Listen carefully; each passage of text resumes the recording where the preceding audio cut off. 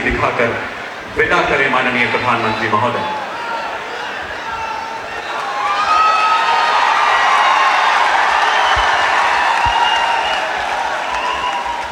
झंझारपुर लौखा बाजार के इस रेलखंड का निर्माण लगभग 523 करोड़ की लागत से हुआ है। इस रेलगाड़ी से भारत नेपाल सीमा क्षेत्र में व्यापार के साथ रोजगार के नए द्वार खुलेंगे। ऐतिहासिक दिन जब लंबे इंतजार के बाद ये रेलगाड़ी फिर से पटरी पर दौड़ती हुई इसका भूमि पूजन किया जा रहा है। दरभंगा एम्स से न सिर्फ दरभंगा बल्कि मधुबनी, सीतामढ़ी, मुजफ्फरपुर, समस्तीपुर, खगड़िया, सहरसा, मधेपुरा, सुपौल, अररिया, किशनगंज, पूर्णिया, कटिहार जैसे आसपास के कई जिलों की एक बड़ी आबादी के लिए क्वालिटी हेल्थ केयर सुनिश्चित होगी। बल्कि एनडीए की डबल इंजन की सरकार बिहार में विकास को गति देने के लिए प्रतिबद्ध है। बिहार का तेज विकास, यहाँ बेहतर इंफ्रास्ट्रक्चर और यहाँ के छोटे किसानों, छोटे उद्योगों को प्रोत्साहन देने से ही संभव होने वाला। एनडीए सरकार इसी रोड मैप पर काम कर रही है। आज बिहार की पहचान यहाँ बनने वाले इंफ्रास्ट्रक्चर निर्माण, एयरपोर्ट, एक्सप्रेसवे से मजबूत हो रही है।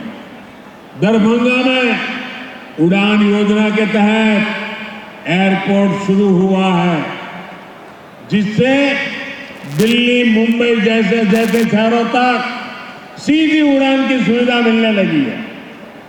बहुत जल्द यहां से रांची के लिए भी उड़ान शुरू हो जाएगी। 5,500 करोड़ रुपए की लागत से तैयार होने वाले आमद दरभंगा एक्सप्रेस पर भी काम चल रहा है। आज 3,500 करोड़ रुपए की लागत से सिटी गैस डिस्ट्रीब्यूशन के काम का शिलान्यास भी हुआ है। और घर में जैसे नल से जल आता है ना, वैसे ही नल से गैस आना शुरू हो जाएगा और वो सस्ता भी होगा। विकास का ये महायज्ञ बिहार में इंफ्रास्ट्रक्चर को एक नई ऊंचाई पर ले जा रहा है। इससे यहां पर बड़ी संख्या में रोजगार के भी अवसर पैदा हो रहे हैं। साथियों, दरभंगा के बारे में कहा जाता है, पग पग पोखरी माछ मखान, मधुर बोल मुस्की मुख पान। इस क्षेत्र के किसानों, मखाना उत्पादकों और मछली पालकों का हित भी हमारी सरकार की सर्वोच्च प्राथमिकता है। पीएम किसान सम्मान निधि के तहत बिहार के किसानों को 25,000 करोड़ रुपए से ज्यादा मिले हैं। मिथिला के किसानों को भी इस योजना का फायदा मिला है। हमारी one district one product scheme से यहाँ के मखाना उत्पादकों की पहुंच देश दुनिया के बाजारों तक हो रही है। मखाना उत्पादकों के हितों को ध्यान में रखते हुए मखाना अनुसंधान केंद्र को राष्ट्रीय संस्थान का दर्जा दिया गया। मखाना को जीआई टैग भी मिला है। इसी तरह मत्स्य संपदा योजना के तहत अपने मछली पालक साथियों को हम हर स्तर पर मदद कर रहे हैं। मछली उत्पादकों को किसान क्रेडिट कार्ड का लाभ मिलने लगा है। यहाँ जो मीठे पानी की मछली है उसका भी बहुत बड़ा बाजार है। पीएम मत्स्य संपदा योजना से भी उन्हें बहुत मदद मिल रही है। भारत को हम विश्व के एक बड़े मछली निर्यातक देश के रूप में विकसित कर रहे हैं। इसका भी बहुत लाभ दरभंगा के मछली दूर किया और देश के कोने कोने में नए एम्स भी बनाए। आज देश भर में करीब 2 दर्जन एम्स है। बीते 10 सालों में देश में मेडिकल कॉलेजों की संख्या भी करीब करीब 2 गुनी हुई है। इससे इलाज की सुविधा तो मिली है, बड़ी संख्या में हमारे युवा डॉक्टर भी बने हैं। दरभंगा एम्स से भी हर वर्ष बिहार के अनेक युवा डॉक्टर बनकर सेवा के लिए निकलेंगे। और एक महत्वपूर्ण काम हुआ है, पहले डॉक्टर बनना हो तो अंग्रेजी आना जरूरी था। अब मध्यम वर्ग गरीब परिवार के बच्चे अंग्रेजी में पढ़ाई कहाँ करेंगे, स्कूल में इतना पैसा कहाँ से लाएंगे। और इसलिए हमारी सरकार ने तय किया, अब डॉक्टर पढ़ना है या इंजीनियरिंग पढ़ना है, वो अपनी मातृभाषा में डॉक्टर बन सकता है, अपनी मातृभाषा में पढ़ करके इंजीनियर बन सकता है। और एक प्रकार से मेरा ये काम कर्पूरी ठाकुर जी को सबसे बड़ी श्रद्धांजलि है। वो यही सपना हमेशा देखते थे, उस काम को हमने किया। पिछले 10 साल में हमने मेडिकल की 1 लाख नई सीटें जोड़ी। हम आने वाले 5 साल में देश में मेडिकल की 75,000 नई सीटें जोड़ने वाले। हमारी सरकार ने एक और बड़ा निर्णय लिया है, जिसका बिहार के युवाओं को भी बड़ा फायदा होगा। हम हिंदी और दूसरी भारतीय भाषाओं में भी मेडिकल की पढ़ाई का विकल्प दे रहे हैं। मकसद यही है कि गरीब, दलित, पिछड़े, आदिवासी परिवार की संतान भी डॉक्टर बन सके। साथियों, हमारी सरकार ने कैंसर से लड़ाई का भी एक बड़ा अभियान छेड़ा है। मुजफ्फरपुर में जो कैंसर अस्पताल बन रहा है, इससे बिहार के कैंसर मरीजों को बहुत लाभ होगा। इस अस्पताल में एक ही छत के नीचे कैंसर के इलाज की सभी सुविधाएं उपलब्ध होगी। अब तक जिन मरीजों को इलाज के लिए दिल्ली, मुंबई जाना पड़ता है, उन्हें यहीं पर बेहतर इलाज मिल सकेगा। और मुझे खुशी है कि बिहार को आने वाले समय में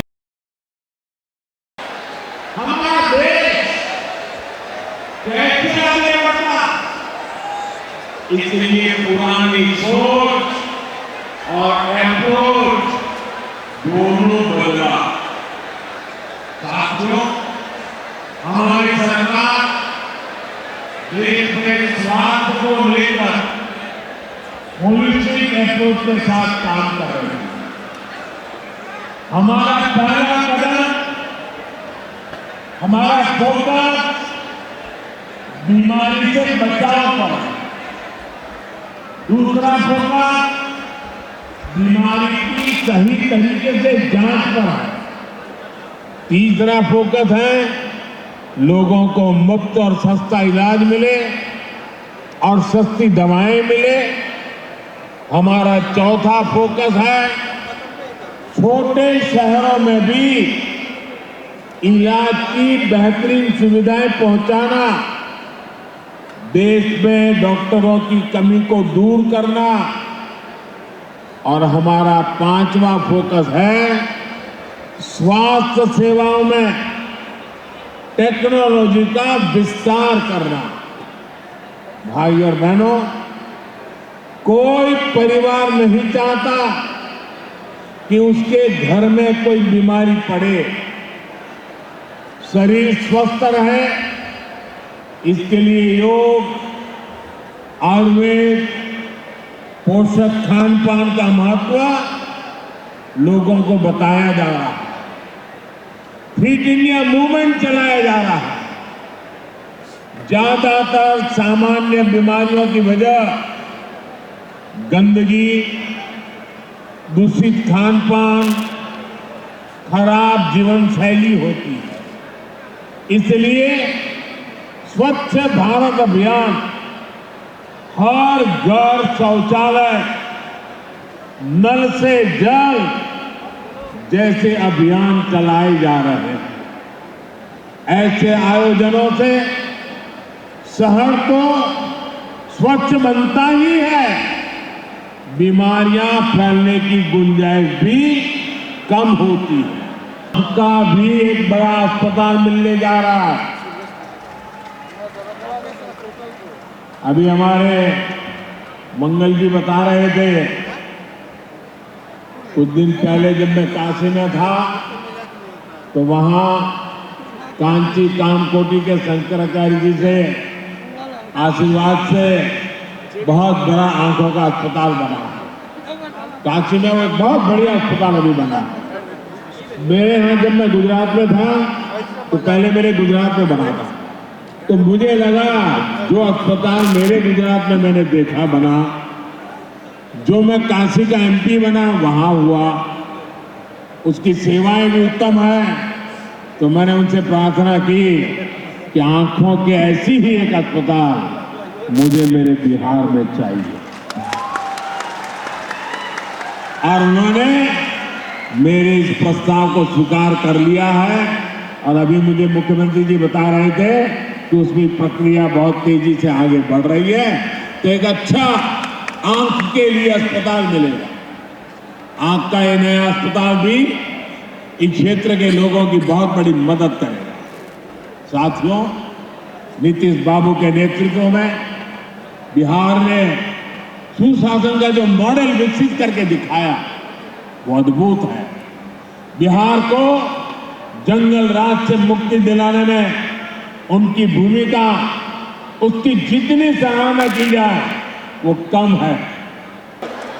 हमारे देश में सबसे बड़ी आबादी गरीब और मध्यम वर्ग की है, और बीमारी भी सबसे अधिक इन्हीं वर्गों को प्रभावित करती है। इस वजह से इलाज का इनका खर्च भी बहुत ज्यादा होता है। हम सब उसी पृष्ठभूमि के गरीब और सामान्य परिवारों से निकले, इसलिए घर में कोई गंभीर रूप से बीमार पड़ता है तो कैसे पूरा घर संकट में आ जाता है, हम इस चिंता को भली भांति समझते हैं।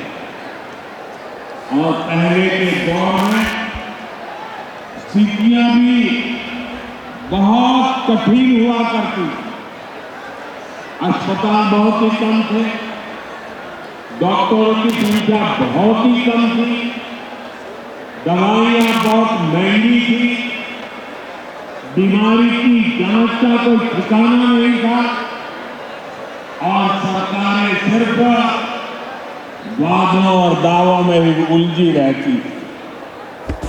यहां बिहार में जब तक नीतीश जी सरकार में नहीं आए तब तक गरीबों की चिंता को लेकर कोई गंभीरता ही नहीं थी। गरीब के पास चुपचाप बीमारी सहने के अलावा और कोई चारा नहीं था।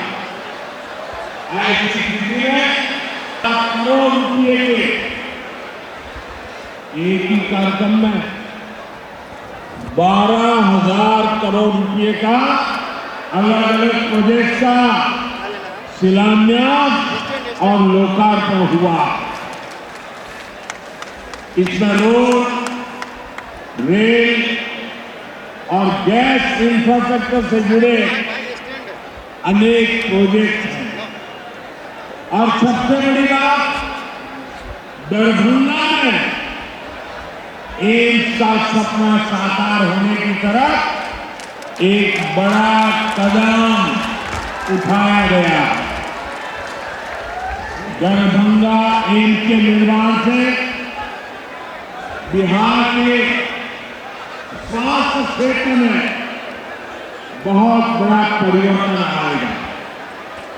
इससे मिथिला, कोसी और तिरहत क्षेत्र के अलावा पश्चिम बंगाल और आसपास के कई क्षेत्रों के लोगों के लिए सुविधा होगी।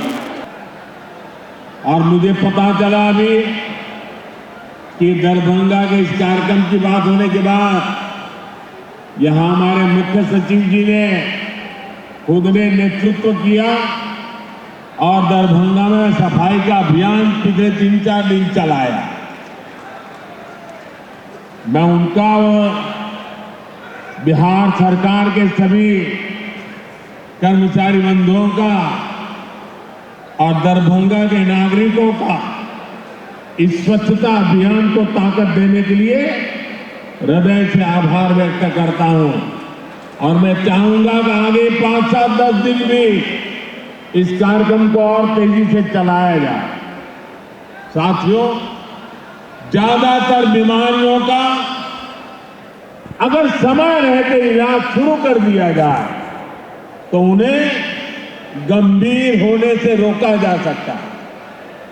लेकिन महंगी जांच की वजह से अक्सर लोग बीमारी के बारे में जान ही नहीं पाते। इसलिए हमने देश भर में 1.5 लाख से ज्यादा आयुष्मान आरोग्य मंदिर बनाए। इससे कैंसर, डायबिटीज जैसी अनेक बीमारियों के बारे में शुरू में ही पता लग सकता है। साथियों, आयुष्मान भारत योजना से अब तक देश में 4 करोड़ से अधिक गरीब मरीजों का इलाज हो चुका है। अगर आयुष्मान भारत योजना न होती तो इनमें से ज्यादातर लोग अस्पताल में भर्ती ही नहीं हो पाते। मुझे इस बात का संतोष है कि इनके जीवन की बहुत बड़ी चिंता एनडीए सरकार की योजना से दूर हुई और इन गरीबों का इलाज सरकारी अस्पतालों के साथ ही प्राइवेट अस्पतालों में भी हुआ है। आयुष्मान योजना से करोड़ों परिवारों को करीब 1.25 लाख करोड़ रुपए की बचत हुई। ये 1.25 लाख करोड़ रुपया अगर सरकार ने देने की घोषणा की होती तो महीने बाद हेडलाइन पे चर्चा चली रहती। एक योजना से देश के नागरिकों के जेब में 1.25 लाख करोड़ रुपए बचे हैं। भाइयों बहनों, चुनाव के समय मैंने आपको गारंटी दी थी कि 70 साल के ऊपर के बुजुर्ग हैं उन सबको भी आयुष्मान योजना के दायरे में लाया जाएगा। मैंने अपनी ये गारंटी पूरी कर दी है। बिहार में भी 70 साल से ऊपर के जितने भी बुजुर्ग हैं, परिवार की कमाई कुछ भी हो, उनके लिए मुफ्त इलाज की सुविधा शुरू हो गई है। बहुत जल्द सभी बुजुर्गों के पास आयुष्मान वय वंदना कार्ड होगा। आयुष्मान के साथ साथ जन औषधि केंद्रों पर बहुत ही कम कीमत में दवाइयां दी जा रही है। साथियों, बेहतर आरोग्य का हमारा चौथा कदम है छोटे शहरों में भी इलाज की बेहतरीन सुविधाएं पहुंचाना, डॉक्टरों की कमी को दूर करना। आप देखिए, आजादी के 60 सालों तक देश में सिर्फ एक ही एम्स था और वो भी दिल्ली में। हर गंभीर बीमारी के लोग दिल्ली एम्स का रुख करते थे। कांग्रेस की सरकार के समय जो 4-5 एम्स और बनाने की घोषणा हुई, उनमें कभी ठीक से इलाज नहीं शुरू हो पाया। हमारी सरकार ने अस्पतालों की इन बीमारियों को, मैं मिथिला की धरती की बेटी स्वर्गोपिया शारदा सिन्हा जी को भी श्रद्धांजलि अर्पित करता हूं। शारदा सिन्हा जी ने भोजपुरी और मैथिली संगीत की जो सेवा की है वह अतुलनीय है।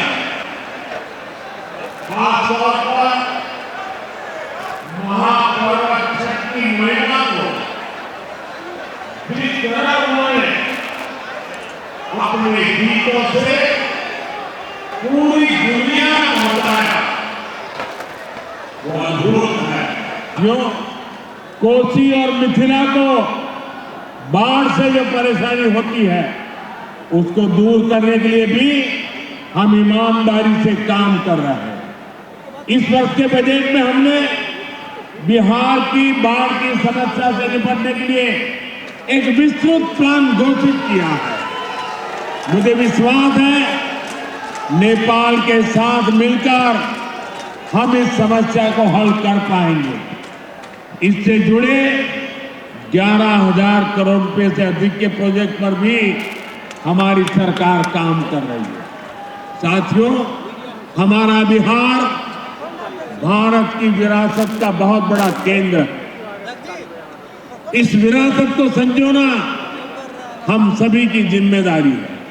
इसलिए एनडीए सरकार विकास भी और विरासत भी के मंत्र पर चल रही है।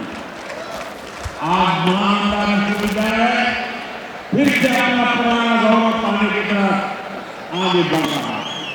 साथियों, अलग अलग भाषाएं भी हमारी बहुत अनमोल विरासत है। इन्हें बोलना जरूरी है, इन्हें बचाना भी जरूरी है।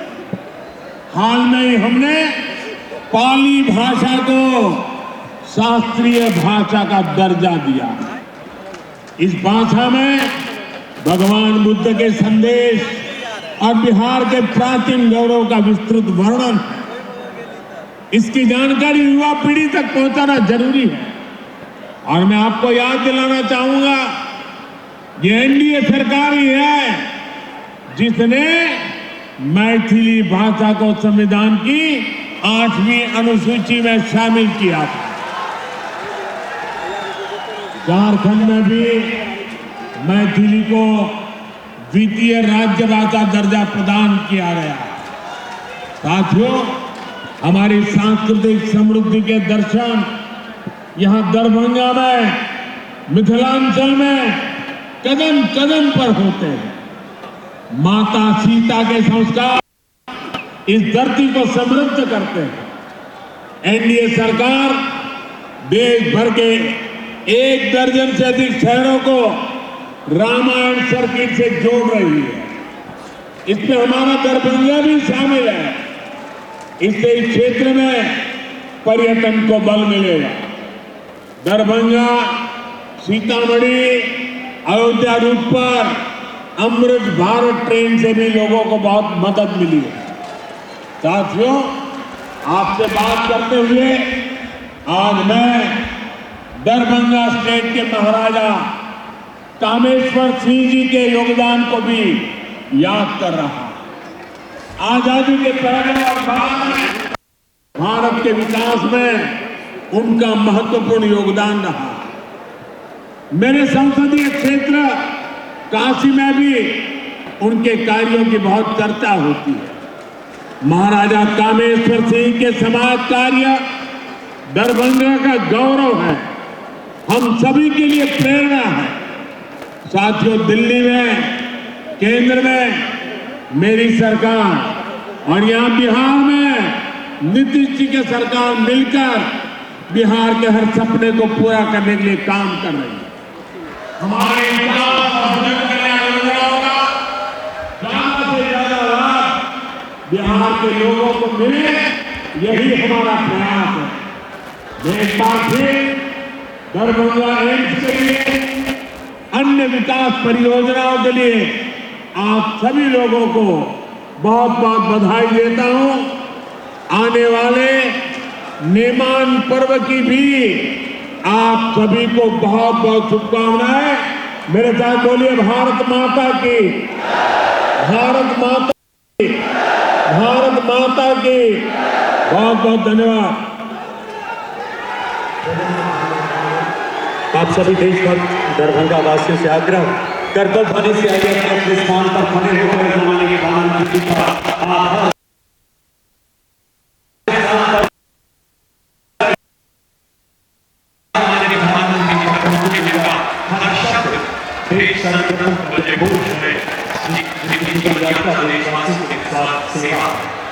देश के महायज्ञ में अपना सर्वस्व झोंकने वाले तपस्वी माननीय प्रधानमंत्री जी का आभार व्यक्त करते हैं। कोटि नमन।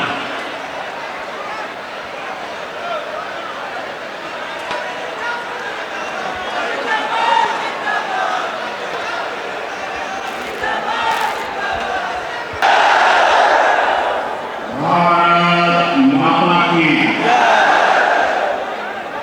राजा जनक, सीता मैया, कविराज विद्यापति के पावन विद्या भूमि के नमन करे थी।